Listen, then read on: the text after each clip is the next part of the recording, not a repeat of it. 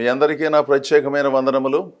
దేవుని సన్నిధిలో మీరందరూ సంక్షేమంగా ఉన్నారని నేను భావిస్తున్నాను.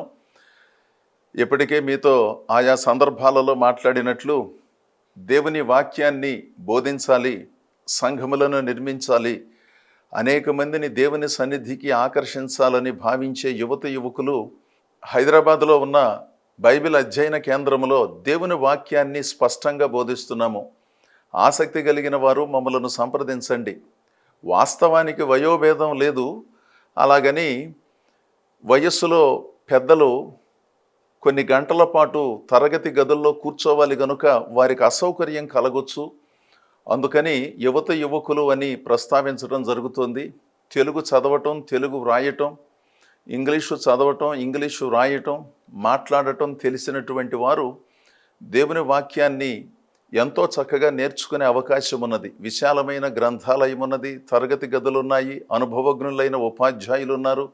గత 2 దశాబ్దాలు పైగా వందలాది యువకులను దేవుని వాక్యము కొరకు సిద్ధం చేసి పంపిస్తున్నాము. అందుకని ఈ సంగతులను పరిశీలించి తగిన నిర్ణయం చేయవలసినదిగా మనవి చేస్తున్నాను. దేవుని సంగతులు ఎక్కడ నేర్చుకోవాలో అక్కడే నేర్చుకోవాలండి. అన్ని చోట్ల అన్ని సందర్భాలలో అది సాధ్యం కాదు కదా. దయతో పరిశీలించండి. ఈరోజు దేవుని వాక్యాన్ని మనం మరోసారి జ్ఞాపకం చేసుకుందాం. అపోస్తలుల కార్యములు 12వ అధ్యాయము 15వ వచనములో ఓ వచనం చదువుతాను. తర్వాత ఆ సందర్భానికి ముందు జరిగిన సంగతులను కూడా మీతో ప్రస్తావిస్తాను. అందుకు వారు, నీవు పిచ్చిదానివనిరి. అయితే తాను చెప్పినదే నిజమని ఆమె దృఢముగా చెప్పినప్పుడు వారు అతని దూత అనిరి. ఆ తర్వాత జరిగిన సంగతి ఏమిటంటే, పేతురు ఇంకనూ తట్టుచున్నందున వారు తలుపు తీసి అతనిని చూచి విభ్రాంతి నొందిరి.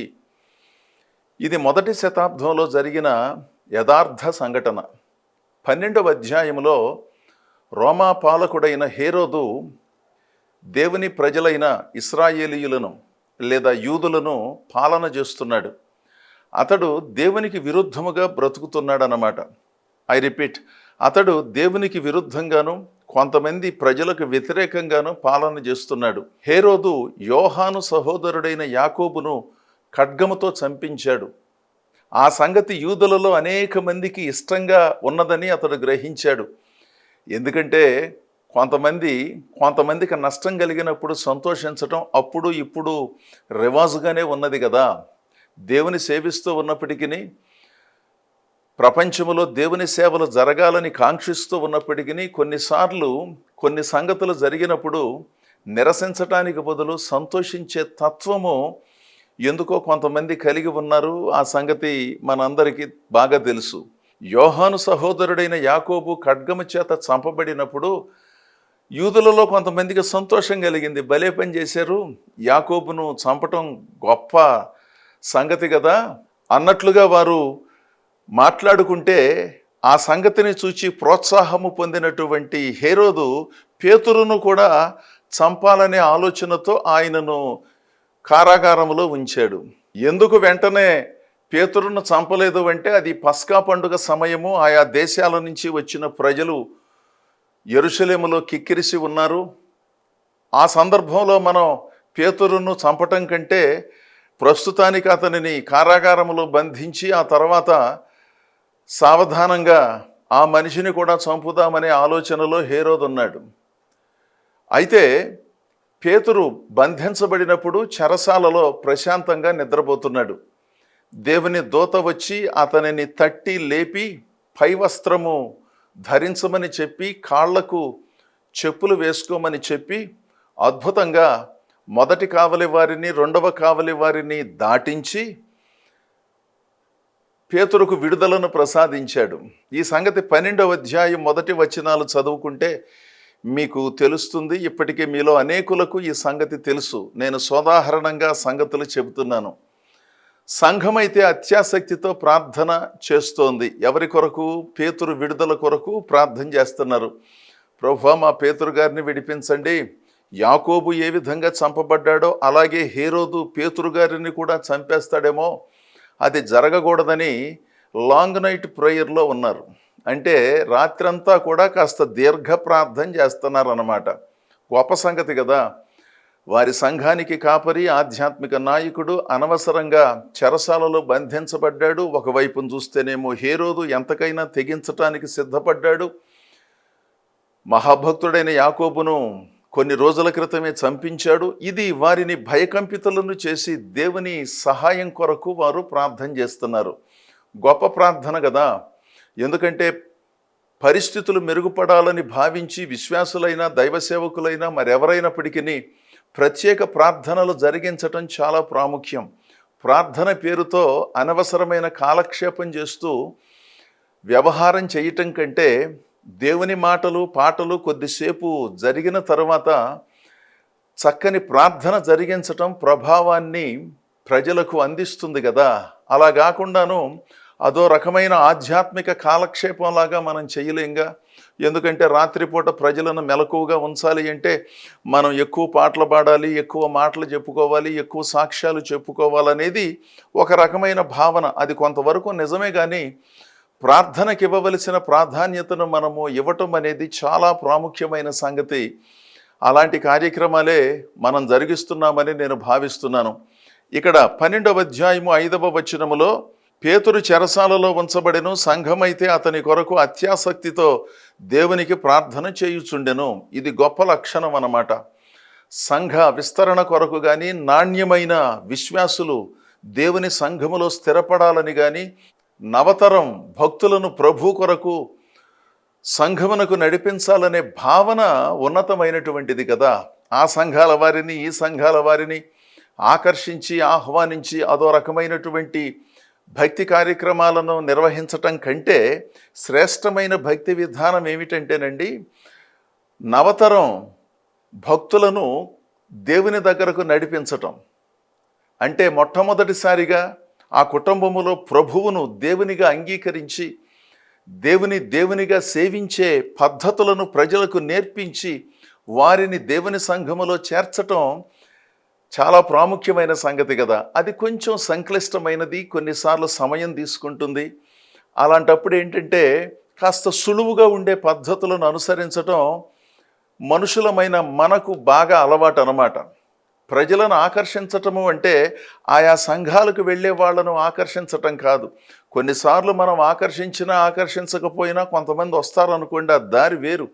వాటిని మినహాయించి మాట్లాడుకుంటే క్రొత్తగా ఎంతమంది ప్రభువుని విశ్వసించారు, అది కదా సంఘమునకు కీలకమైన అంశము. క్రొత్తగా అనగా మొట్టమొదటిసారిగా యేసు ప్రభువుని ఎంతమంది అంగీకరించారు, అలాంటి వాళ్ళు మన సంఘాలలో ఎంతమంది ఉన్నారనేది ప్రధాన అంశం. మిగిలినటువంటి వారు కూడా ప్రధానమైన వారే, కానీ ఇది అత్యంత కీలకమైన భావనగా మనం భావించాలి. అప్పుడే కదా సంఘము నిజముగా పెరిగేది. అలా కానప్పుడు ఇక్కడ వాళ్ళు అక్కడికి, అక్కడ వాళ్ళు ఇక్కడికి వచ్చినప్పుడు అది సంఘాభివృద్ధి అని మనం భావించలేము. ఒక రకంగా భావించటానికి అవకాశం ఉంటుంది. అందుకని ఇంకా ప్రభువుని విశ్వసించనటువంటి వారు, వారికి ప్రభు ప్రేమ తెలియదు అని భావించినప్పుడు వారికి ఏ విధంగా సువార్తను అందించి వారి జీవితాలలో ఉన్న ప్రతికూలతలను తొలగించాలనేది మనందరం ఆలోచించవలసిన అంశం. అది మతం మార్చటమో లేకపోతే అది ఇది చేయటం కాదు. వారి జీవితాలలో ఉన్న దైవ విరుద్ధమైన సంగతులను వారికి జ్ఞాపకం చేసి వారి ఆత్మను శుద్ధి చేసి దేవునిలో స్థిరపరిచి దేవునితో అనుబంధం చేసి ఓ చక్కని నిర్మలమైన జీవితం జీవించేటట్లుగా చేయటం. అంతేగాని దానిని మతం మార్చటం అని కాదు. మతిని మార్చాలి కదా, మతిలో ఉన్న లోపాలను తొలగించాలి కదా. రాగద్వేషాలు అరిషడ్వర్గాల మధ్యలో బంధితుడైన జీవుడు విడుదల పొందాలి అంటే ఆత్మారాధన సత్యారాధన ప్రధానమైన సంగతి కదా.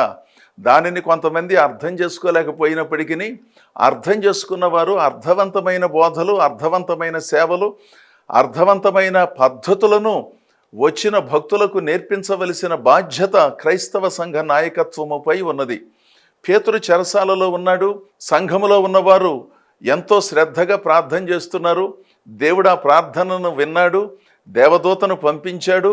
నిద్రపోతూ ఉన్నటువంటి పేతురును లేపి కారాగారములో నుంచి విడిపించి ఎక్కడైతే ప్రార్థన జరుగుతుందో ఆ ప్రార్థన జరిగే స్థలానికి నడిపించాడనమాట. దేవునికి స్తోత్రం. ఇది అద్భుతం కదా. ఎంత కష్టంలోనూ ఎంత బాధలోనూ పేతురు నిద్రపోతున్నాడు. అంటే ప్రశాంతంగా ఉన్నాడు అని అనుకోవటానికి అదొక సూచన కదా. యాకోబు నా సహచరుడు, అతడు చంపబడ్డాడు, రేపో మాపో నన్ను కూడా హేరోదు ఆ విధంగానే చేయబోతున్నాడనే సంగతి ఆ మనిషికి కాస్త కలవరాన్ని సృష్టించే నిద్ర లేకుండా చెయ్యాలి.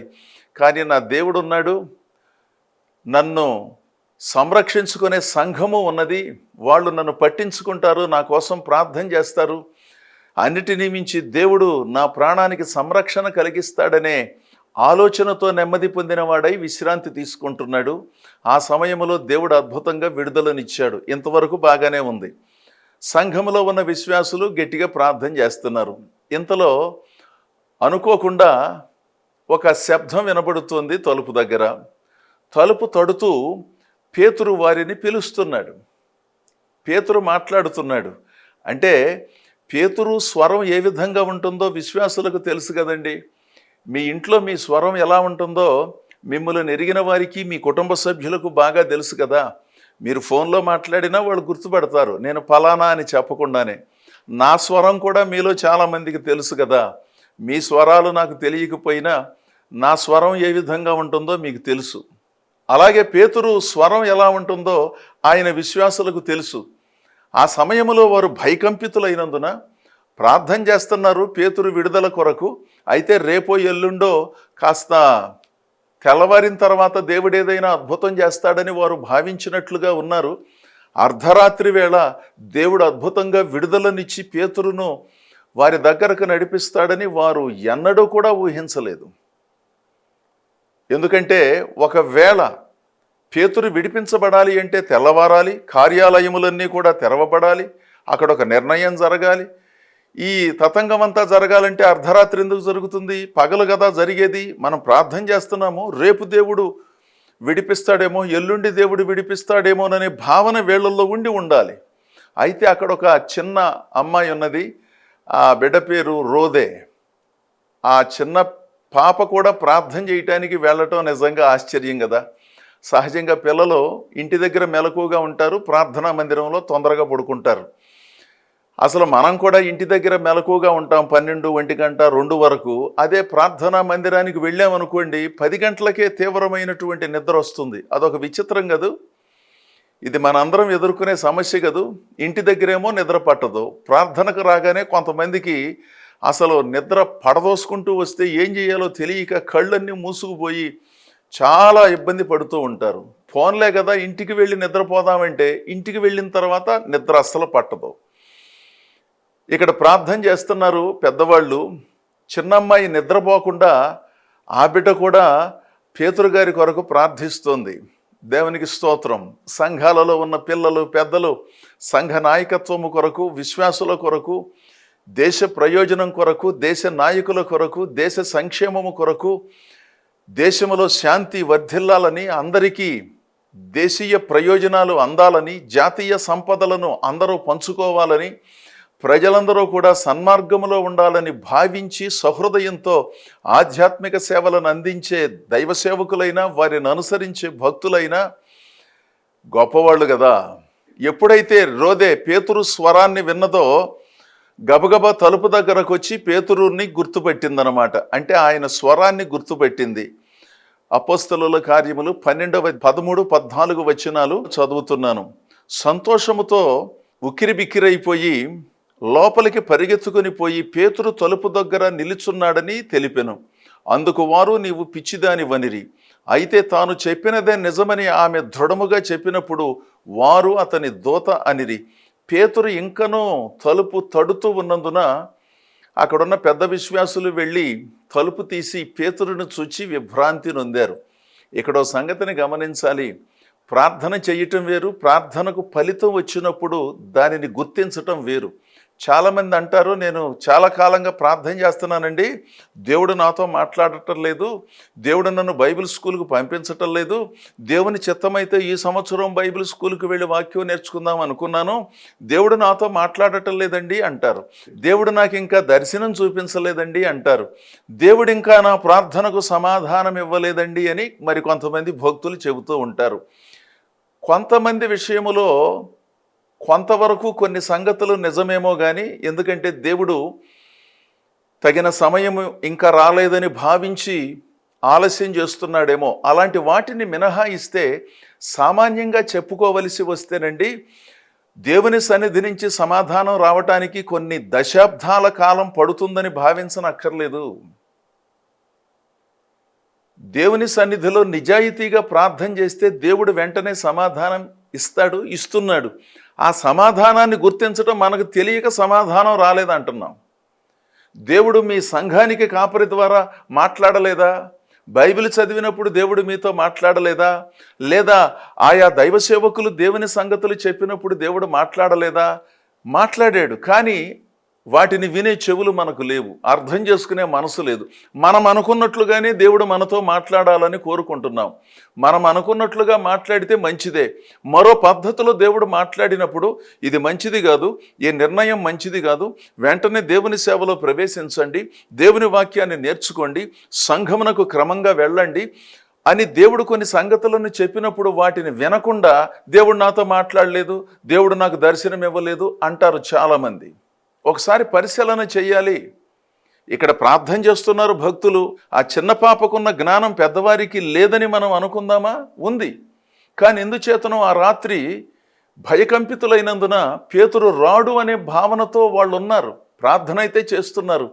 కానీ ఈ చిన్న పాప ఎంత అవగాహన కలిగినది, వయసులో చిన్నదైనా బుద్ధిలోనూ జ్ఞానములోనూ పెద్దది కదా. వయస్సుతో పాటు విజ్ఞానం అనేది సహజంగా మనందరికీ వస్తుంది. కొంతమందికి వస్తుంది కానీ కొంతమందికి రాదండి. వయస్సు పెరిగినా, వివాహాలైనా, పిల్లలు పుట్టినా, వాళ్లకు వివాహాలైనా కొంతమందికి ఎందుచేతనో సరి అయిన ఆధ్యాత్మిక విజ్ఞానము లేదు. ప్రార్థన చేయటం చేత కాదు, ఒక సాక్ష్యపు మాట చెప్పటం చేత కాదు, దేవుని గురించి 2 మాటలు కుటుంబ సభ్యులతో కానీ ఇతరులతో కానీ పంచుకోవటం వాళ్ళ జీవితంలో ఎన్నడూ జరగదు. చాలా కాలంగా విశ్వాసులుగా పరిగణించబడుతున్నారు, దశాబ్దాలుగా సంఘాల చుట్టూ తిరుగుతున్నారు, అక్కడికంటే అక్కడికి, ఇక్కడికంటే ఇక్కడికి ఏదో ఒకటి జరిగిస్తున్నారు. కానీ అర్థవంతమైన భక్తి పద్ధతులను ఎంతమంది నేర్చుకుంటున్నారండి? దేవుని కొరకు ఒక పాట పాడటం చేత కాదు, ఒక మాట చెప్పటం చేత కాదు, దేవుని కొరకు కాస్త ఆర్థిక చేయూతనివ్వటం చేత కాదు, సమృద్ధి ఉన్నప్పటికీ ఈ సంగతులను ఆలోచన చేయటం చాలా ప్రాముఖ్యమండి. ఇక్కడ చిన్నమ్మాయి రోదే అంత గొప్పగా, అంత చురుకుగా స్పందించటం గొప్ప సంగతి కదా. ఒకవేళ ఆ పూట రోదే గనక ప్రార్థనా సమావేశానికి వెళ్ళకపోతే ఏం జరుగుండేది? నాకు తెలిసి వాళ్ళు తలుపు తీసేవాళ్ళు కాదు. ఆ రాత్రంతా అరుగు మీదో ఎక్కడో చోట కూర్చుని తెల్లవారే వరకు ఆయన జాగరణం చేయవలసి వచ్చేది కదా పేతురు. అసలు కారాగారంలో నుంచినే చాలా సులువుగా బయటకు వచ్చాను, ప్రార్థన చేస్తూ ఉన్న భక్తుల దగ్గరకు వెళ్ళటానికి వీళ్ళు తలుపు తీయటం లేదు, పైగా నా గురించే వీళ్ళు గట్టిగా ప్రార్థన చేస్తున్నారు, దేవుడు నాకు విడుదలనిస్తే వీళ్ళు లోపలికి అనుమతినివ్వటం లేదు అని పేతురు అనుకుని ఉండేవాడు కదా. కాస్త దేవుని స్వరం వినే విశ్వాసులు సంఘములో ఉండటం చాలా ప్రాముఖ్యమండి. వాళ్ళండి సంఘములో కాస్త ఆధ్యాత్మికంగా అనుభవము కలిగిన పెద్దలు. ఎవరు పడితే వాళ్ళు సంఘాలలో పెద్దలుగా పరిగణించబడి పెత్తనం చేయటానికి తప్ప దేవుని సేవలను జరిగించటానికి చాలామంది ఉపయోగపడటం లేదు కదా. సంఘాలలో పెద్దలుగా ఉండగోరేవారు అన్నిటిలో ఆదర్శంగా ఉండాలి, అందరికంటే ముందు రావాలి, దేవునికి సమర్పించవలసిన సమయమును, సామర్థ్యమును, సొమ్ములను దేవుని సన్నిధిలో క్రమంగా సమర్పించాలి. అనేక మందికి ఆదర్శవంతమైన జీవితాన్ని జీవిస్తూ సహనముతో, ఓర్పుతో, మంచితనముతో సంఘానికి కాపరిగా ఉన్న దైవ సేవకునికి సహకరించాలి. క్రొత్త వారిని దేవుని సన్నిధికి నడిపించాలనే కాంక్ష కలిగి ఉండాలి. వాళ్ళు మాత్రమే కాదు, వాళ్ళ కుటుంబ సభ్యులంతాను. వాళ్ళు కదా పెద్దలని పిలువబడటానికి అర్హత పొందిన వాళ్ళు. అంటే నేను 10 సంవత్సరాలుగా వస్తున్నాను, 20 సంవత్సరాలుగా వస్తున్నాను, నేను చాలా పెద్ద ఉద్యోగం చేస్తున్నాను, మాకు చాలా సొమ్ములున్నాయి అనే భావనతో కొన్ని సంఘాలలో మేము పెద్దలమంటే మేమే పెద్దలమని దైవ సంబంధితమైన ఆలోచనలకు తావులేని అనవసరమైన పెత్తనములు చేస్తూ పరిచర్య చేయనటువంటి వాళ్ళు ఉన్నారు కదా. వాళ్ళ వల్లనే కదా సంఘాలలో తీవ్రమైన సమస్యలు ఎదురవుతున్నాయి. పెద్దలు అంటే దేవుని స్వరాన్ని వినగలిగిన వాళ్ళు, దేవుని స్వరమును విని తలుపు తీసి దేవుని ఆశీర్వాదాన్ని అందుకుని సంఘమునకు దీవెన కలిగించేవాళ్ళు, సమస్యలను పరిష్కరించేవాళ్ళు. సంఘానికి కాపరిగా ఉన్న దైవ సేవకునికి చేయూతనిచ్చేవాళ్ళు, కాస్త సహనంగా ఓర్పుగా ప్రజలతో వ్యవహరించేవాళ్ళు, ప్రేమను పంచేవాళ్ళు. అలాంటి పెద్దలు ఎక్కడున్నారో ఆ సంఘాలు ఎంతగానో దీవించబడతాయండి. వయసులో చిన్నదే కానీ అనుభవములో పెద్దది. నేను చెప్పినది నిజం, బయట ఉన్నది పేతురు. ఆయన స్వరాన్ని మీరు ఎందుకు గుర్తుపట్టలేకపోతున్నారు? నేను ఆయన ప్రసంగాలు విన్నాను, ఆ సంఘములో నేను సభ్యురాలుగా ఉన్నాను.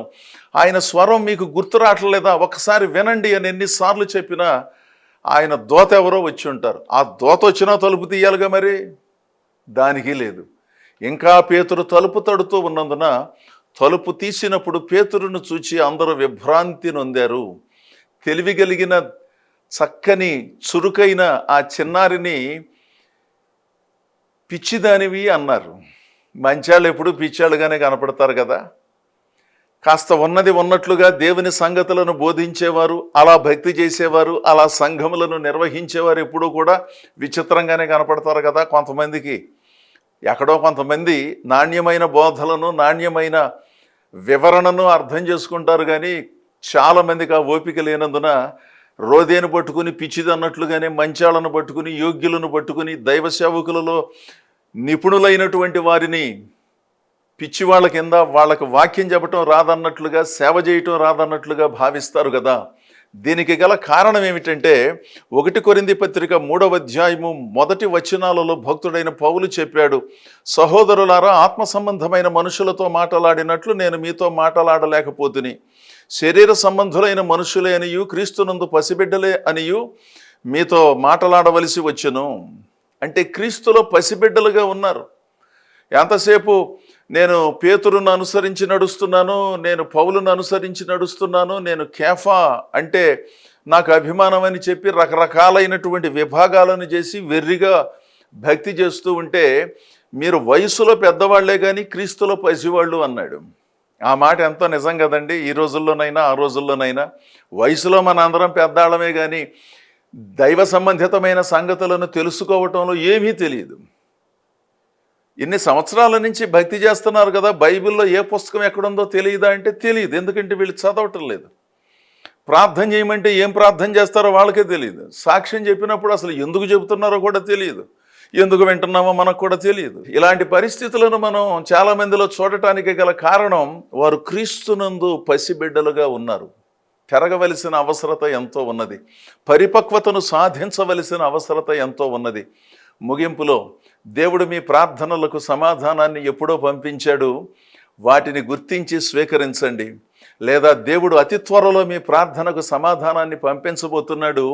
కాస్త విశాలమైన దృక్పథంతో తలుపు తీసి ఆ దీవెనలను ఆహ్వానించండి. అంతేగాని ఆధ్యాత్మిక జ్ఞానం అధికముగా ఉన్నట్లు భావించి కొన్ని సూచనలు ఇచ్చేవాళ్ళను పిచ్చివాళ్ళని భావించి వాళ్ళకు దూరంగా ఉండకుండాను కాస్త అవగాహన కలిగిన వాళ్లను పెద్దలుగా ఎంచి, గురువులుగా ఎంచి వారి దగ్గర శిష్యరికం చేసి దేవుని దీవెనలను పొందుకోండి.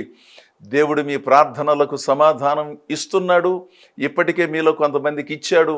ఈ సంగతిని గమనించి దేవునిగా సేవిస్తూ మనందరం ప్రభువుల ముందుకు సాగుదాం. దేవుడు మిమ్మలను బహుగా దీవించునుగాక. ఆమేన్.